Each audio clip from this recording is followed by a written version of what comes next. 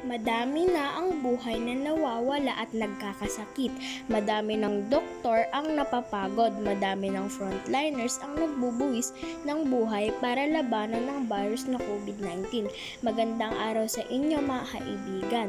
Ako po si Princess Jewel P. Velarde. Kasama ko po si Kian. Ay, ako nga pala si Kian Ace.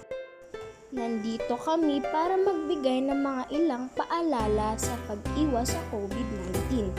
Una, magsuot ng face mask at face shield dahil dito bababa ang porsyento na ikaw ay mahawaan or makahawa. Ang mga bagay na pinamili ay mahalagang rin i-sanitize or hugasan. Kung ikaw ay galing sa labas, mahalaga rin na ikaw ay mag-sanitize bago pumasok ng bahay. Maghugas ng kamay, mag-alcohol at magpalit ng damit. Laging magkaroon ng distansya sa tao na may layong 1 metro.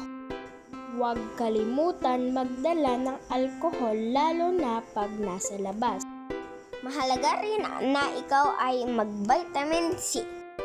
Sana ang mga impormasyong ito ay makatulong upang tayo ay makaiwas sa virus. Sama-sama po tayong maging responsable at labanan po natin ang COVID-19.